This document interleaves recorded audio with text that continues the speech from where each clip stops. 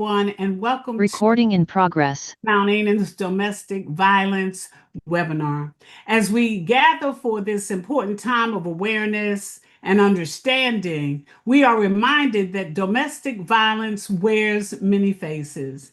And unfortunately, too often, they are faces we don't see.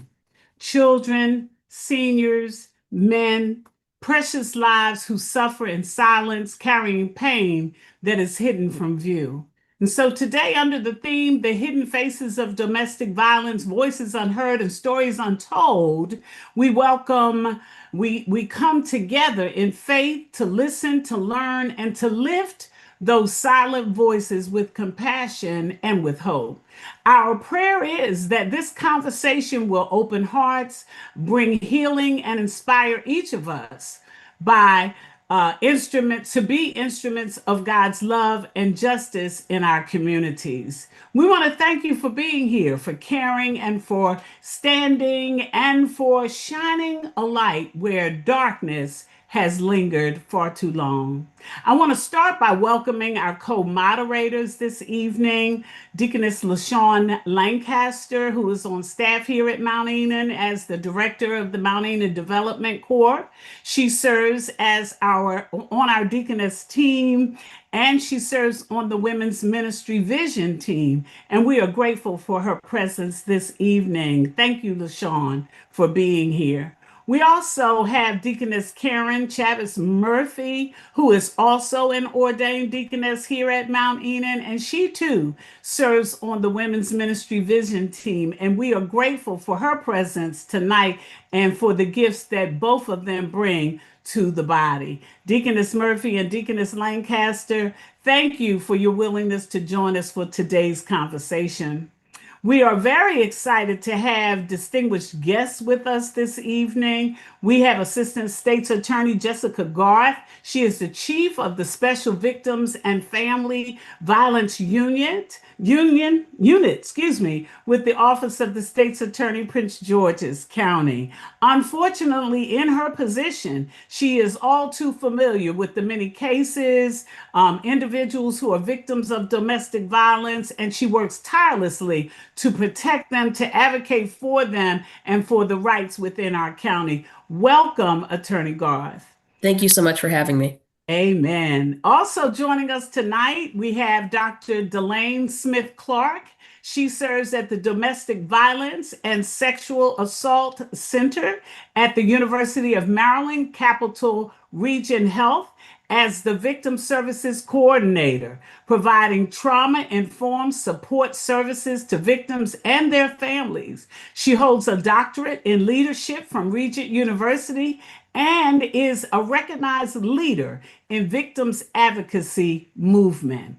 As coordinator of the Sexual Assault Response Team, SART, Dr. Smith Clark facilitates multidisciplinary collaboration to improve victim response. She also trains and mentors advocates. She leads support groups through the Family Justice Center and advocates for survivors in court. Her work emphasizes empathy, education, and empowerment, and she continues to build strategic partnerships to ensure comprehensive care for those impacted by domestic violence. Welcome, welcome, welcome, Dr. Smith Clark.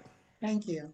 And lastly, but not least, we have our very own Reverend D'Amica Owens. She is a member of Mount Enon, a very new member. We're welcoming her to the body.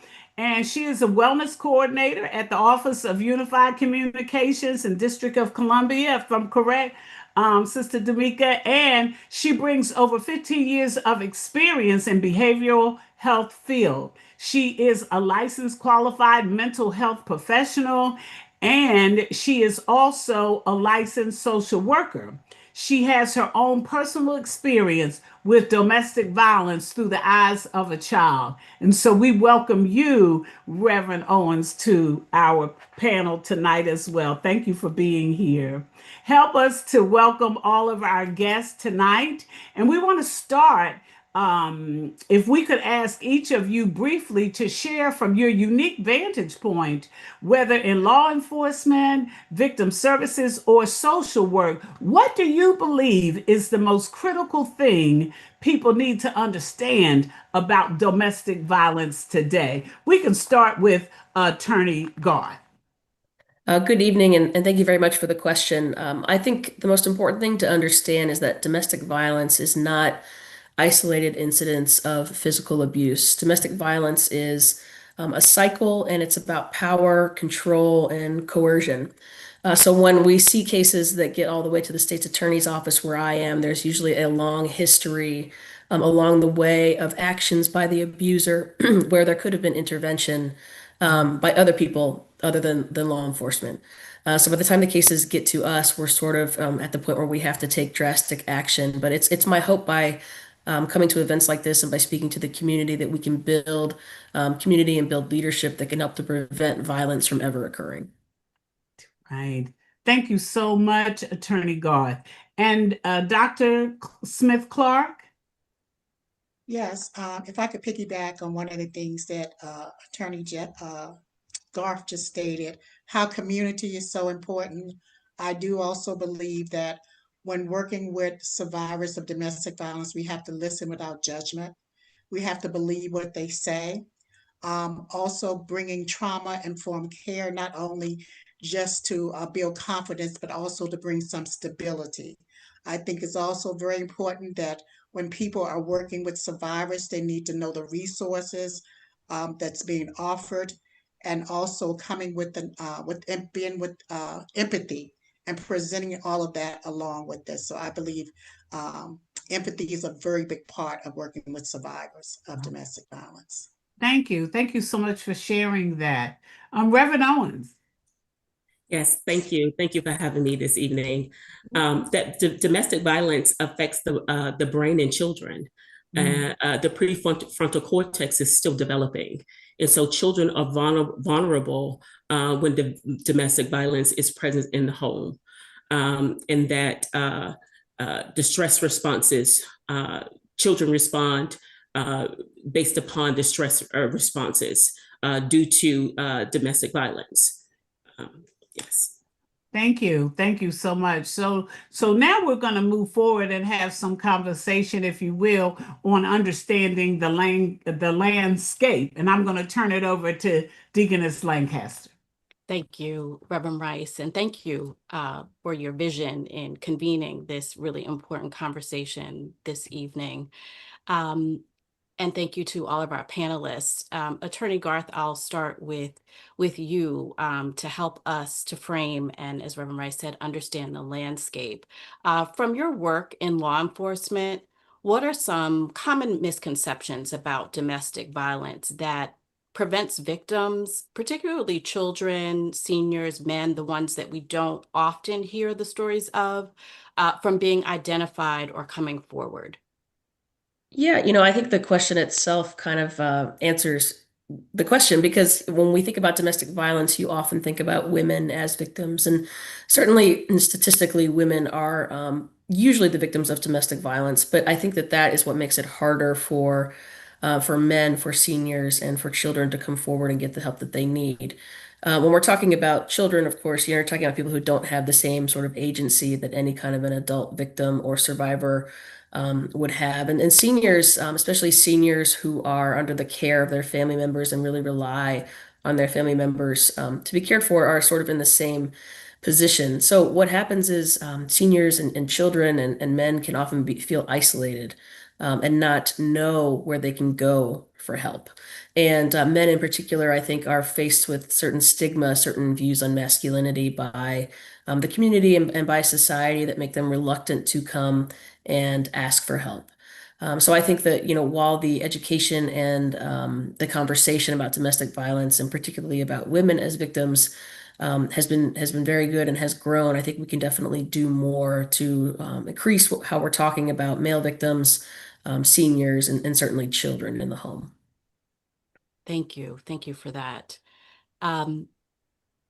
Dr. Smith Clark, as we continue to understand, for those who are not as familiar, I'd like to ask you, elder abuse often goes unreported because seniors may be isolated, as Attorney Garth mentioned, or dependent on their abusers. What do you think are the unique dynamics? What do you see in domestic violence cases involving older adults, and why is this population so vulnerable? I would say mainly being aging, going through aging, dependency and power imbalances creates a unique sense of vulnerability because traditional domestic violence does not look like the same for one that is um, aging. Some I see a lot in the hospital when they come into the hospital. They're coming from group what you call it, rehabs. They're coming from nursing homes, and sometimes some of the abuse happens there. Um, it can come from if they can be nonverbal. If they're nonverbal, they're not able to say what's going on with them. But a lot of times, leaving an abusive situation may feel impossible when they physically or financially are dependent on someone, and that can limit them to speaking up. And also knowing that some older adults minimize or normalize their treatment, especially if it comes from a family member. So those dynamics can sometimes be very different from others who are facing domestic violence. Wow. Thank you so much for shining a light on that. That's really helpful. Attorney Garth, if I could come back to you in just a moment, but before then, Reverend Owens, um, from both your professional experience and your personal journey, what do you wish more people understood about what it's like to live with domestic violence, especially as a child?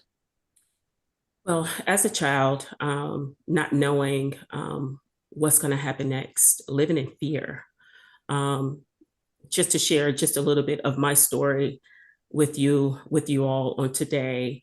I was born and raised in Spartanburg, South Carolina, and my mom was mentally and physically abused by her husband, who she stayed married to for 12 years. And so I'm a victim of domestic violence as a child. Um, Not knowing what is going to happen next with the individual, with the perpetrator.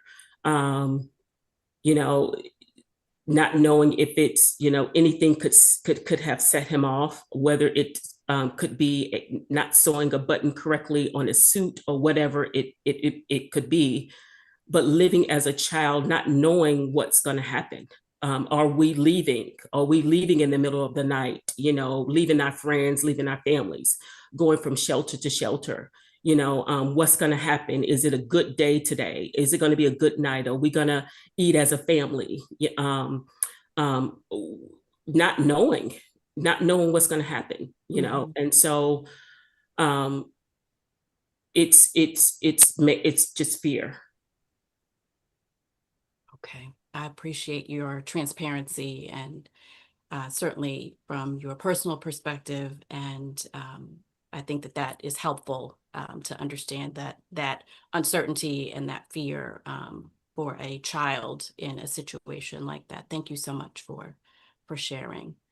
Um, Attorney Garth, if we could, we've talked about elder abuse and certainly children who are victims of domestic violence. And I'd like if you would address the male victims of domestic violence. What, from your perspective, prevents men from reporting domestic violence? And you spoke to it a little bit earlier about society's perception of masculinity and how that may contribute to their silence. But if you could share a little bit more from your perspective, what you'd like to share with the group tonight. Absolutely. And I think it's a few things. I think certainly society's perception of masculinity plays a huge part. Boys and men are taught from a young age that your job is to be stoic, to be less emotional, to be self-reliant.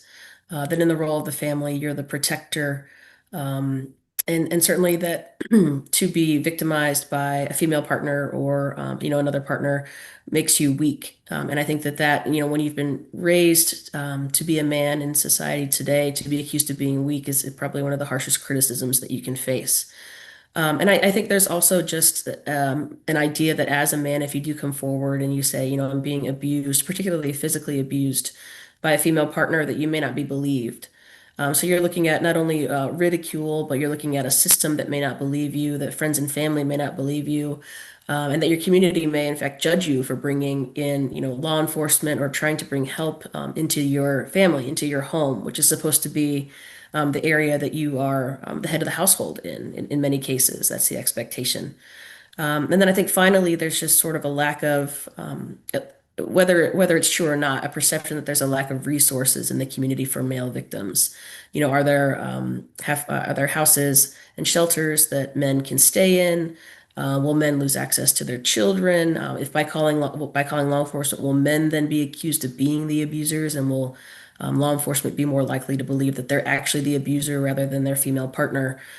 So I think that there are a lot of issues that male victims face, and I do think it takes a lot of courage for a male victim to come forward facing those issues. Absolutely. Absolutely. Well, thank you all for sharing your perspectives and information to give us a sense of the landscape. And I'm going to turn it over now to Deaconess Murphy to speak with you about the recognition and response. Thank you. Thank you so much, LaShawn, and to the panelists for helping us to just get a better understanding of that shifting landscape for domestic violence. I'd like to ask Dr. Smith Clark, if I could, can you share with us some of the warning signs that someone, a child, a senior, a man, might be experiencing abuse? Are there any specific red flags for each population that might look different from typical domestic violence indicators? Well, I think with all domestic violence, although it could appear to be different, it still could be the same. You may see some unexplained injuries or inconsistent explanations of what have happened, especially for children. You look at children, children are invisible victims. They see it, they sense it, they hear it. And so sometimes you will see regression or sudden behavior changes. Um, they may drop in school performances, in their school performance or school withdrawal.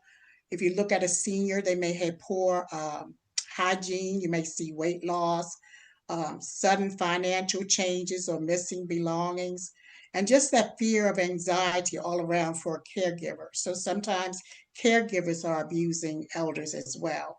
And then when you look at men, I think Attorney Goff has said a lot about that, but I think the bigger thing is shame.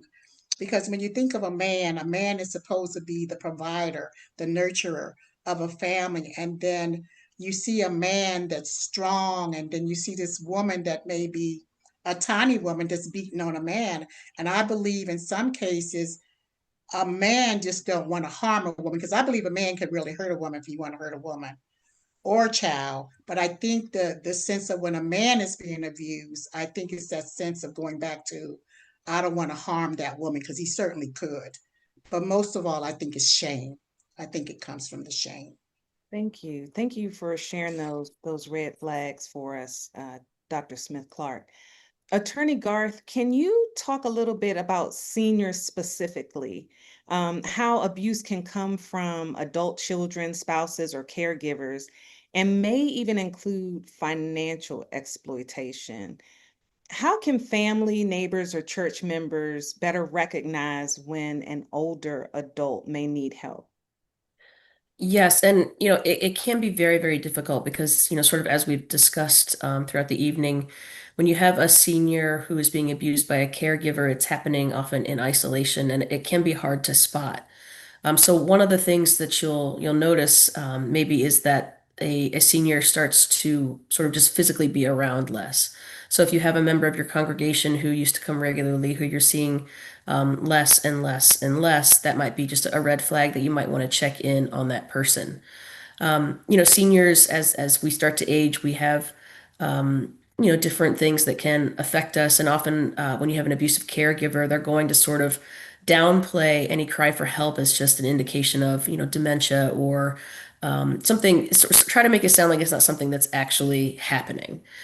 So I think you have to keep an eye out for injuries, as Dr. Smith Clark pointed out, just small injuries for people, again, who aren't coming around. And then maybe you notice people who normally were financially stable start to show signs of financial instability. So they start to show signs of poor hygiene or signs that their clothing is not as well kept as it used to be.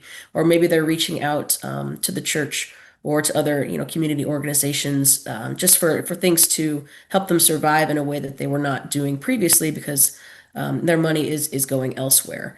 And unfortunately, in Prince George's County, we're starting to see this sort of financial abuse, not just from family members, but even from strangers on the internet and elsewhere who are targeting our senior members of our community. So it's really something that we need to make sure that our senior friends and congregation members are being informed about, and that we're checking in on them to make sure that they're being protected. That is a new, as we talked about the landscape, that Mhm. online abuse or things that are new ways that people are finding to perpetrate abuse on those unrecognized communities sometimes. Thank you for sharing that, Thank Attorney you. Gar. Reverend Owens, thank you so much for sharing the information about your experiences as a child. Can you talk about moments when someone could have reached in and made a difference during that time? What would have helped you feel safe enough to disclose what was going on with you when you were a child? Absolutely. Great question. So I grew up in a small town in Spartanburg, South Carolina. And in the South, we went to church every day.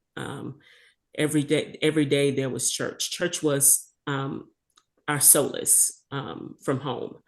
And my mom, after we transitioned from South Carolina to Northern Virginia, she mentioned to me that if she would have had a supportive environment, because most of the individuals that she reached out to back then told her that,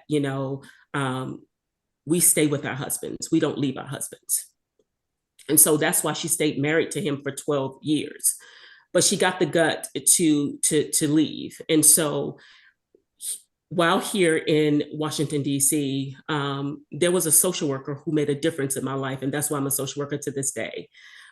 She made sure we had resources. She made sure we had clothing. She made sure that, that my mom had places to go, to make friends, to connect with people.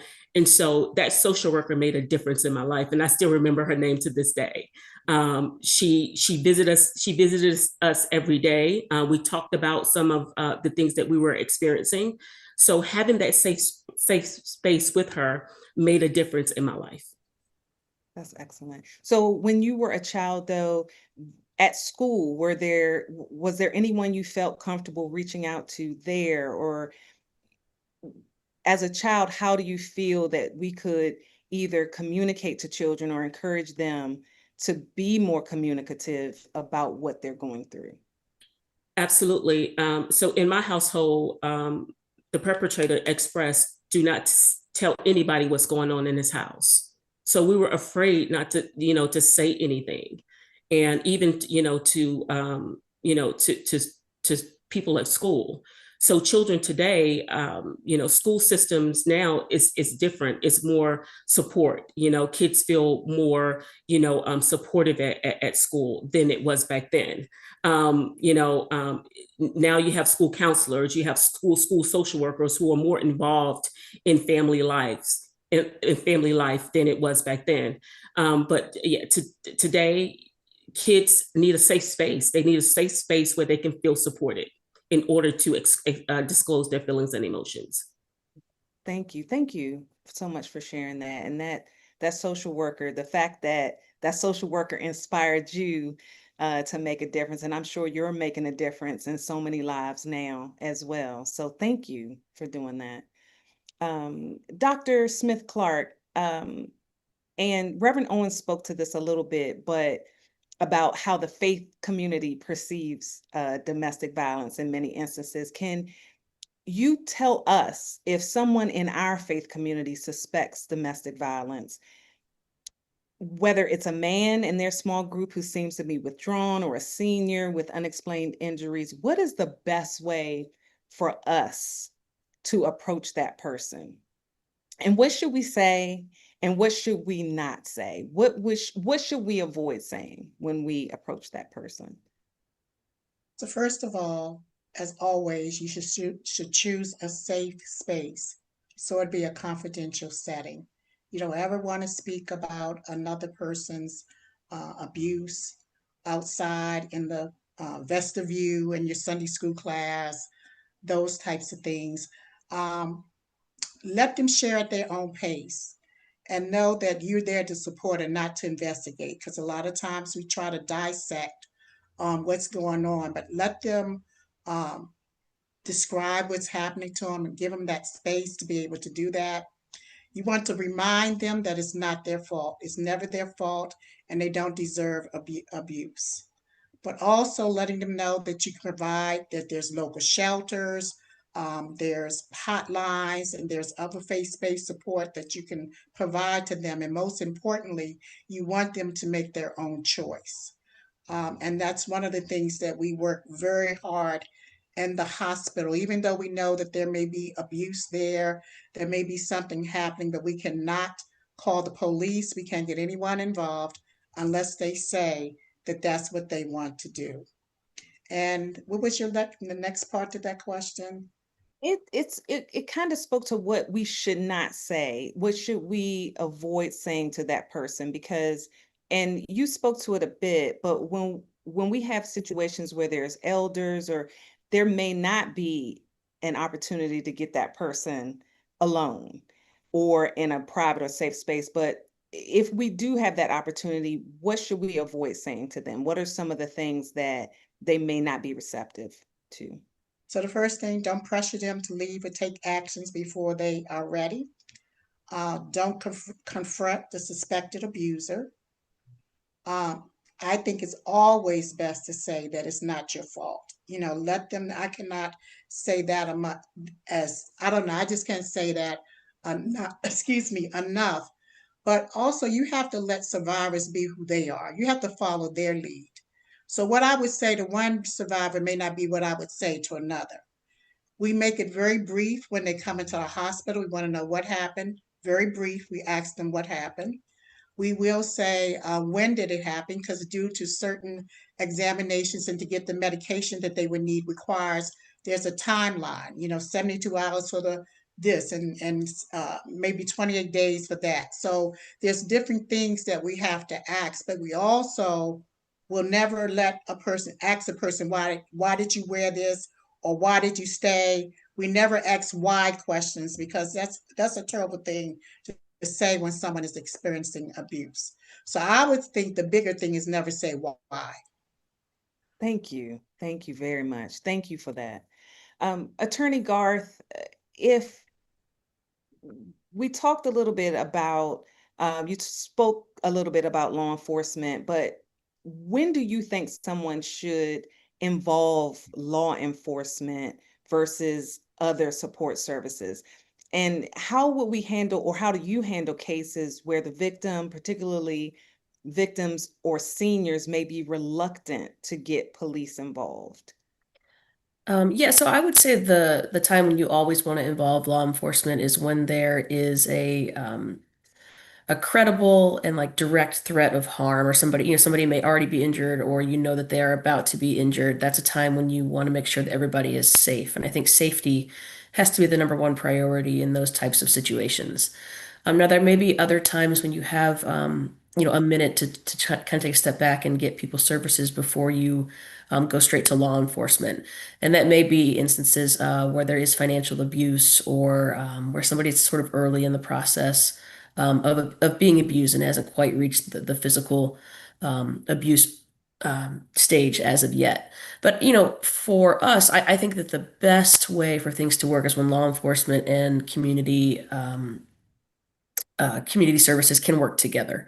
And that's something that our office really focuses on. And we partner with the Family Justice Center, we partner with SAC, we partner with other community services to make sure that people who do come forward for help are getting all of the services that they need.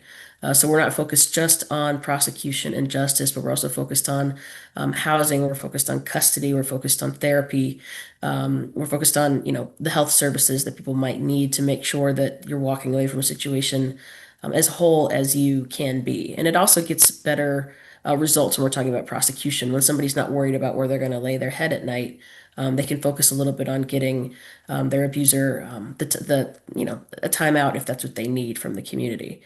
As to the second part of your question, how do we handle when we have victims or survivors who have some trepidation about coming forward in the criminal justice system? And I would say, first of all, that's extremely common. We have when we're talking about domestic violence, we're talking about violence that's within the home, just by definition. And most people don't walk into my office wanting to put their husband or put their child or put their parent behind bars, so to speak. So what we try to do is we try to approach everything from a trauma-informed approach, and we do everything that we can to try to preserve survivors and victims' autonomy. Now, there are times when we have to make decisions as prosecutors that aren't necessarily exactly what our victims and survivors would want to see happen, but we try to be as collaborative as we can to explain the process and to reach a resolution that really brings about justice for our victims in the way that they would like to see it. And again, we can't always be 100% of the time, that can't be the outcome, but that is certainly our goal whenever we are working with somebody. Okay. Thank you. Thank you very much, Attorney Garth. And thank you, panelists, for helping us to better understand how to recognize and respond to domestic violence in these various instances. We're going to move to Reverend Rice and talk a little bit about healing and hope in domestic violence instances. All right. Thank you so much. This has been such an informative space. And so I thank each of you for the conversation. I want to start as we talk about healing and hope. And certainly that's why we create these spaces so that we can find pathways to healing. And you all shared so many challenges to make that journey. So I want to start with Reverend Owens. Reverend Owens, recovery, we understand, is indeed a journey. And I want to ask if you would to speak to what healing has looked like for you. One of the reasons why, our conversation on Friday that drew me to invite you to this conversation was how you shared your life's journey propelled you. It's often said that your misery becomes your ministry, if you will. So if you could just share what recovery and healing has looked like for you, and what role community support, including faith community, has played in the process. Absolutely. So I didn't know that was, I didn't know that I was basically suffering from some incidences that transpired in my childhood until I got married. Um, one day my husband made a face and it triggered some things, internally. And so I did reach out to a therapist, and reaching out to a therapist helped me to unpack some of those things that was traumatizing to me as a kid. My husband is 6'4", and so the predator, my mother's husband, was 6'4" as well. So that triggered me as well, and I had no idea. and so attending therapy helped me a great deal. It helped me to understand that I wasn't. Stop blaming myself for what happened, that I wasn't going to be like my mom, picking, someone that was abusive. It helped me to identify coping skills to cope throughout my adult years. And the faith community has helped me as well. I love church. I love to be in spaces where God is. And so being in spaces where God is helped me to understand who I am in Him, and help me to understand that I am beautifully and wonderfully made, and that and that I am the head and not the tail. And so being in spaces like that has helped me to heal. It helped me to understand that that abuse is not is it's unhealthy. It's unhealthy, and no one deserves it. And so and I oftentimes, gravitate to kids because I want them to understand that they are valued and they are valuable as well. And so, and if that is happening, is to tell someone, find a safe space, to be able to express their feelings and emotions. Wow, thank you so much. I really like that. And I was blessed by you saying that finding spaces where you know that God is and safe spaces. I think that's so important. And I hope that someone who's listening tonight is able to embrace that this is, and I know that we know that it's complicated. We know that it is not easy. So we don't want to make light. We don't want to over spiritualize. We don't want to make anyone feel that we want you to recognize, if nothing else, that this is not your lot in life. Like a lot of times I believe those who are abused just kind of settle with this is the hand, not settle in a negative way, but somehow or another you believe that this is the hand that was dealt you and that you have to play that hand. And so we want to encourage you to, where you can and how you can, to seek the therapy and the help that you can get. Thank you so much, Reverend Owens, for sharing that. And thank you for your transparency and sharing your testimony. God bless you for that. Attorney Garth, we talked about male victims, and I actually want to interject something that we didn't put on the agenda. So I hate to put you on the spot here, but one of the things that we didn't raise is the domestic violence that emanates from the LGBTQ plus community, and perhaps Dr.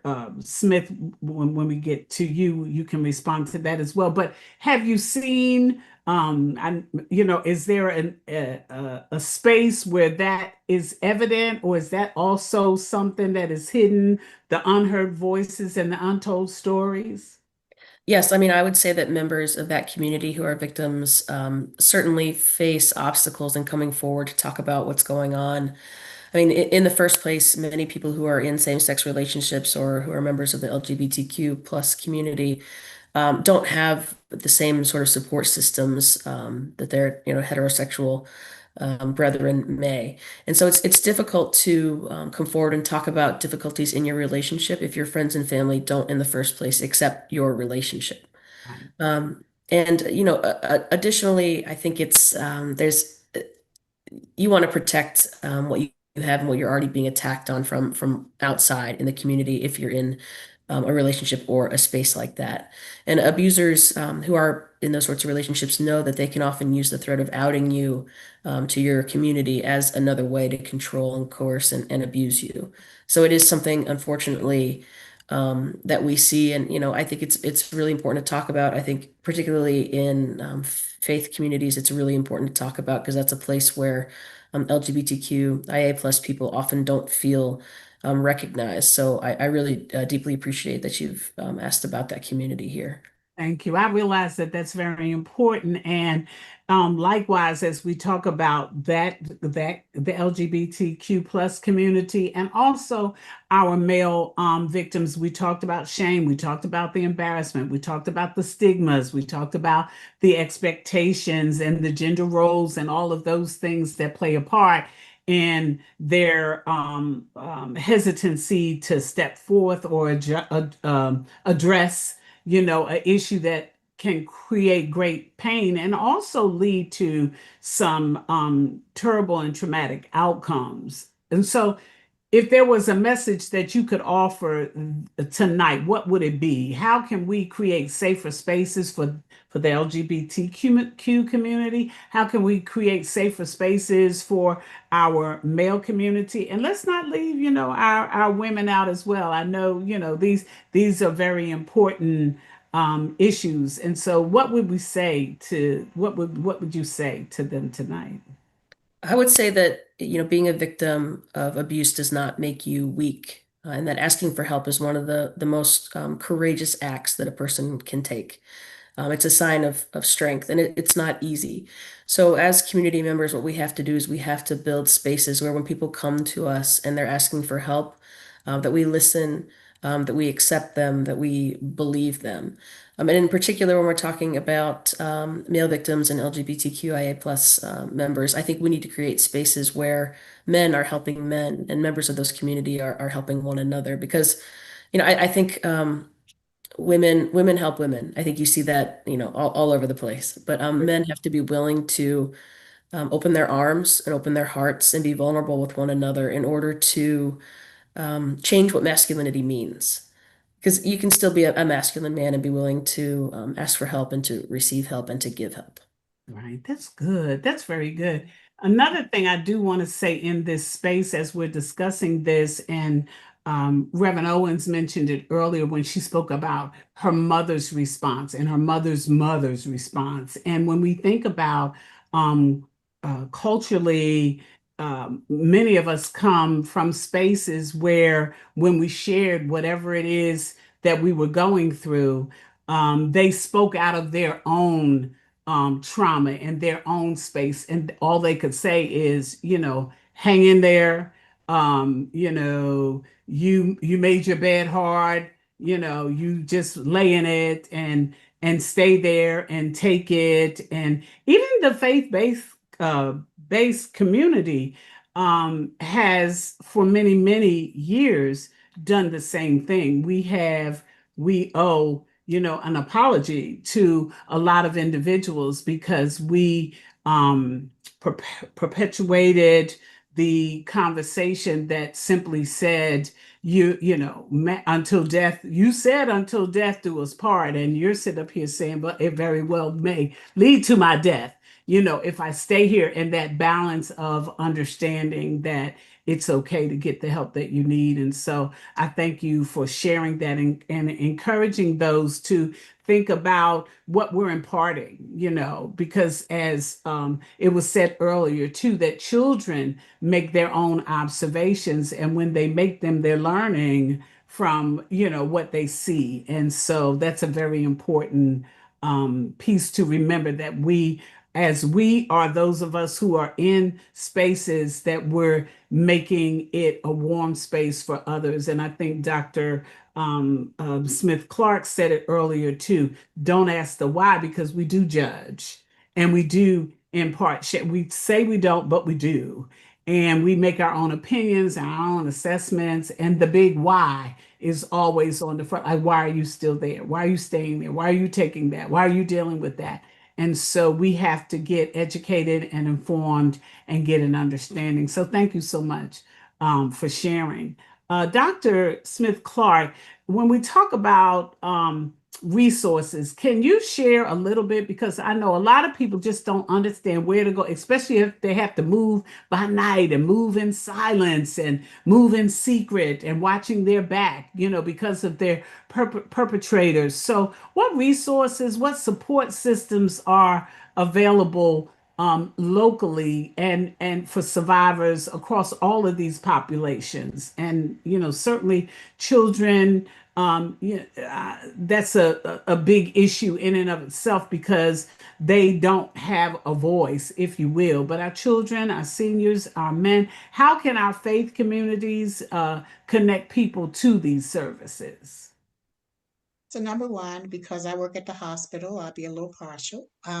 Okay. So I work at the University of Maryland Capital Region Health Hospital. So we are a 24/7 center. Mm. We do strangulations, we do sexual assault, human trafficking, child abuse, elder abuse. All of those things come to our hospital. once they are there with us, we not only provide them with the medical treatment, but afterwards, all of our services are free. We have counseling, we have group counseling, we provide hotel, we provide lift rides, food, whatever the situation may be. They're coming in in a horrific situation, so we try to bring them some stability. If we don't have it, we also refer out. There's organizations like CAFE, I believe it stands for Community Advocates for Family and Youth. They have a whole array of services that can be provided to survivors that are domestic violence. We have the Family Justice Center, where I believe they do strangulation exams as well. They provide a one-stop shop of different services. We have the state's attorney, I believe they have even have some services too that probably attorney Jessica could speak better than I could on that. But just knowing that you can reach out to the Child Advocacy Center if there's a child that disclose there's some abuse, there's a Child Advocacy Center, and certainly all of us are mandated reporters. So whether it be an adult, vulnerable adult, or whether it be a child, we're going to get in touch with Child Protective Services as well as the Adult Protective Services because we're mandated reporters. And then you should know your area agencies on agencies and just all of the elder abuse hotlines. Thank you so much.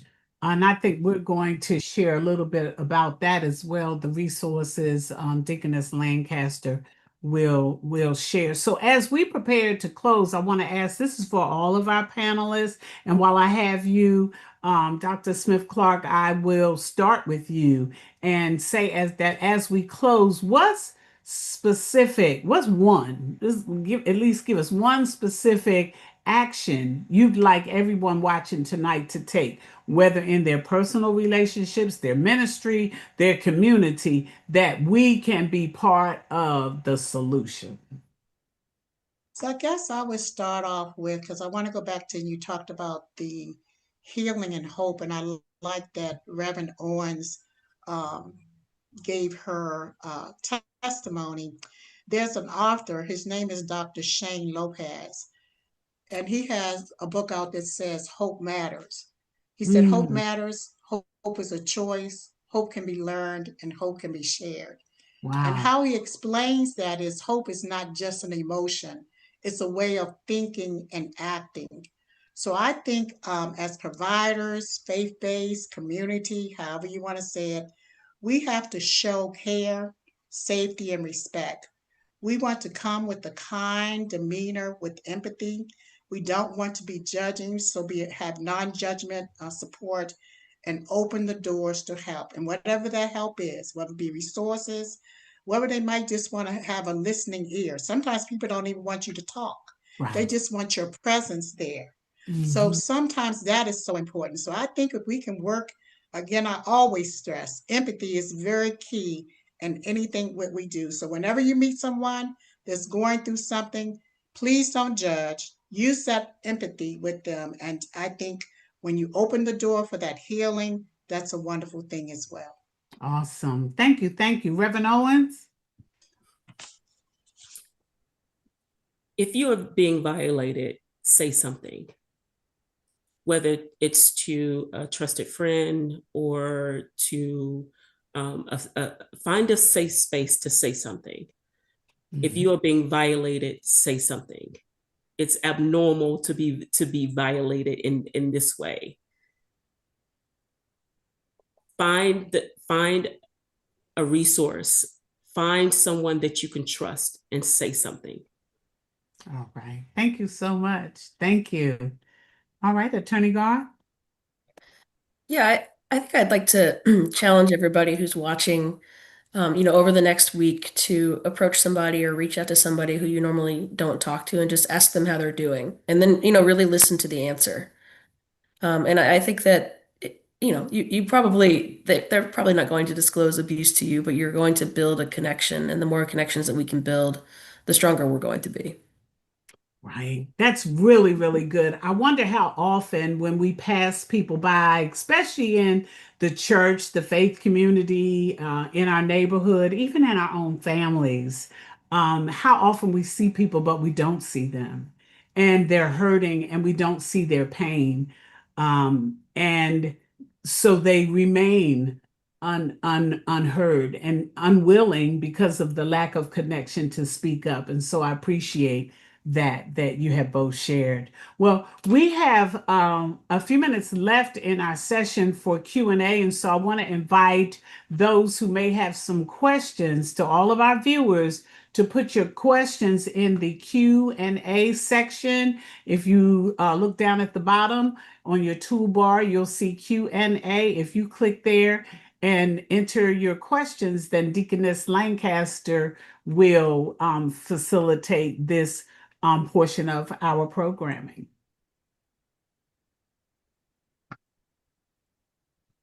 Thank you, Reverend Rice. And Sure. right now, I know there's been a lot of information shared, and I know it's been extremely informative to everyone who is with us this evening. Currently, we do not have any questions for the panelists, though I think that certainly before we close out, if there are any that do come forward, we will certainly let you know. But again, thank you to all of the panelists for all of the information that you shared. Before we close out this evening, I will put in the Q&A the resources that Mount Ennon has available for anyone who may be interested in additional information, resources, some of that what you mentioned in the local community as well.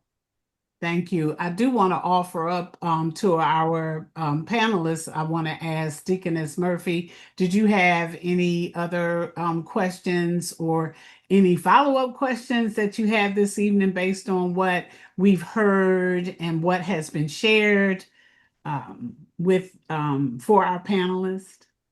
I just want to thank each of them for their transparency, for their honesty, just for coming forward. And I love what Attorney Garth said about ask someone how they're doing and genuinely listen.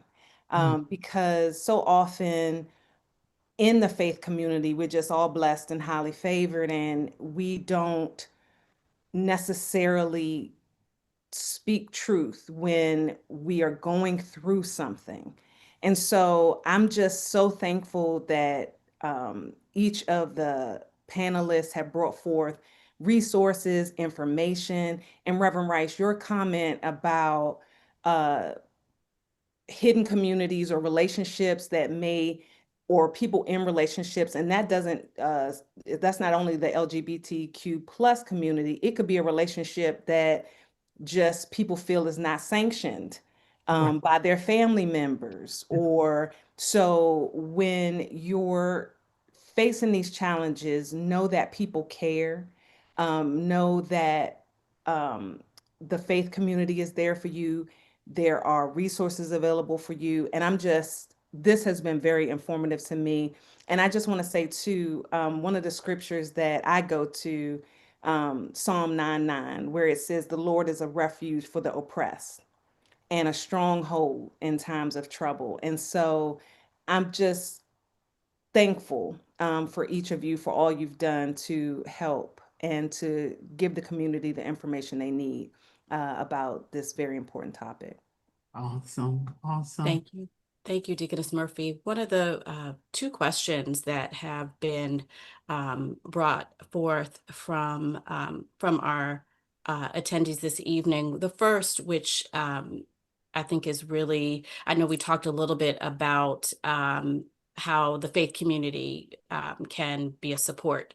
But that's one of the questions that the audience has. How can faith communities play a stronger role in supporting survivors? And I think if we could also couple that with a question that we didn't talk a lot about but again, how we support, which is how do you continue to support a victim who keeps going back to their perpetrator, especially if it puts you at risk. And so if we could start with Attorney Garth, if you have a thought about safety and how to support victims in that way. Yes, so it can be very difficult. And as somebody who's trying to support a survivor or a victim, it can be emotionally taxing. And as the asker indicated, sometimes it could put you at a physical risk. So first of all, it's important to recognize that your own well-being is important in this process. You can't, it's the whole oxygen mask saying, like you have to put your own mask on before you can help somebody else with theirs. But what I've recognized over the years is that patience truly is a virtue, and patience really is the strongest skill that you can have when you're trying to help somebody out of an abusive situation. It takes a person an average of 7 times trying to leave an abusive relationship, and to see that happening over and over, and to feel like you're experiencing the cycle yourself from the outside, watching somebody go back to harm is really, really difficult, just to stand by and watch happen. But it's important when that person finally decides that they feel ready, that they feel safe to leave, that they have people they can turn to. As we sort of discussed, isolation is one of the strongest tools that abusers have. So if you don't allow yourself to be completely isolated from the person that you're trying to help, then they are more likely to be able to leave when it's time. Thank Wow. you. Thank you so much. That's really helpful. Dr. Smith-Clark, is there anything that you would add to that from your perspective? I thought that was actually very good, but I also would like to say, I think in helping victims and survivors too, that the faith base needs to hold the abuser accountable. That's number one. Number two, I don't think the month of October is enough to bring awareness. I think we need to bring awareness 12 months as opposed to 1 month. 1 month. I also believe that if we could post things in restrooms, or because you have to be very careful giving out information that can be very detrimental, especially when a survivor is trying to leave. That's worse than staying. That almost sounds like you're contradicting. Why would a person stay? When you ask that question, that's why I say why is never a good question to ask, but they stay for various reasons. But if you could give information around the clock so they know that these resources are out here, that you're not alone. There are places that you can contact, there are people that you can speak with. But until we hold the abuser accountable for what they're doing, I don't think we could put a stop to this. Thank you so much. Very important that it is not just 1 month out of the year that support is needed. So thank you, Dr. Smith-Clark. Reverend Owens, anything that you would add to that question? Yes, I like piggybacking off of Attorney Garth when she said, "Have patience." Yes, patience is a skill that we all need. So having patience with that individual can go a long way. It took my mom 12 years to leave, so so patience is definitely a skill to have. Thank you. That is, and I think that's probably probably what we forget most as those who are trying to support victims, because we want so much to help that we forget that virtue. So thank you. And one other question I think that's important to certainly shine light on. How can we teach, or maybe, a few important highlights to teach young people about what healthy relationships look like early on? We didn't talk a lot about teen relationship violence, but certainly we know that is an issue as well. And I will ask Dr. Smith Clark anything that you would share in that vein. Well, I think with healthy relationships, you first have to know who you are. And when you know who you are and what you desire and what you want, you would make better decisions. So I think it's very important to let our youth know that what a healthy relationships looks like. It's not hitting. It's about respect. It's about honesty. It's about communication. It's not about jealousy and none of those things. But I truly believe when you know who you are and what you desire in life, and that's what we have to teach our children, knowing who they are and that you don't have to accept anything that you don't want to accept. Okay, thank you so much. I think that that's important, just foundationally, for young people and for adults as well. Reverend Owens, if you have, certainly from your perspective, a child survivor, is there anything that you'd like to share? Sure. Children have to be taught what healthy relationships look like, and they have to be relationships have to be healthy relationships have to be modeled to children. So providing a space where children can be taught what healthy relationships look like, whether it's a counseling session, whether it's in a faith-based institution, but teaching children what is and what healthy relationships look like is can be very helpful to them. Thank you. Very important to know. And remember, as adults, certainly, as our children, our young people, even our peers are watching. So modeling is certainly very important. Okay, Reverend Rice, I'll turn it over to you. Thank you. Thank you. I did want to respond to the question about what the faith-based community can do, what our churches can do. I think that one of the things that we can really benefit from is having strong family life ministries, because it is across the board, having strong men's ministry where they can come together, they can talk about challenges that they're dealing with. We've done sessions within our own men's ministry about anger management. How do you deal with your challenges? How do you deal with your trials? And to the point that Reverend Owens just made about our youth ministry, like making sure that we are creating spaces where we are teaching. We have the doves and the boys to men. So we're getting them when they're very, very young, at young ages, and we're teaching them, we're training them up in the way that they should go. And our prayer is that they will understand whose they are and who they are in him, right?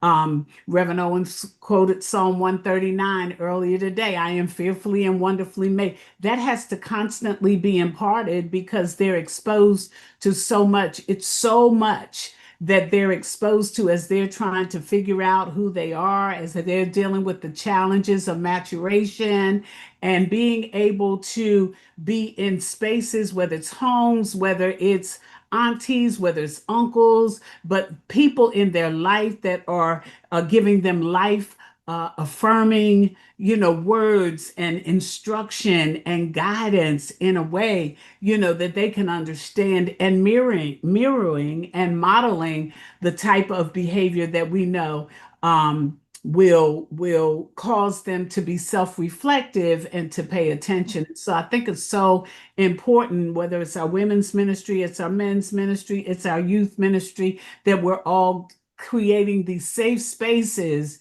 that we can freely and fully, whether it is to cry, whether it is to just kind of, if you talk to people, and I think that was mentioned earlier, I love what Attorney Garth said. How are you doing? Hey, how are you?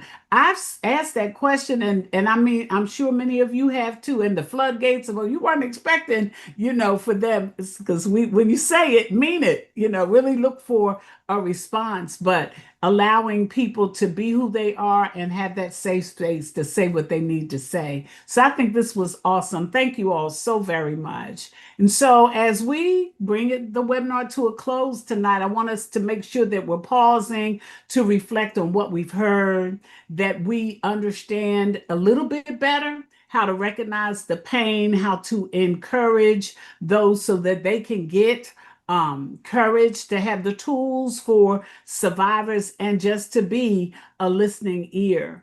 we are reminded that there are many faces to domestic violence, and they are often hidden in plain sight. So may what we've learned move us from awareness to action, that we will see with compassion, speak with courage, serve with love. To every survivor, every advocate, every heart that has joined us tonight, we want to say thank you. We want to thank you for prioritizing this very important issue. Your presence and your voice matters. So let's continue to be the light of hope for those who are still finding their way out of the shadows. Remember to be empathetic, to be loving, to be kind, to be caring, and always mindful that God is near to the brokenhearted and that healing is possible through Him. Together, we can lift the unheard voices and help write new stories, stories of freedom, faith, and restoration. Thank you all for being a part of this a wonderful conversation. May God bless each of you and keep you all in peace. Thank you so much to our panelists. We appreciate your time. Thank you for our moderators, and God bless you all. Have a good night. Thank you. Thank you.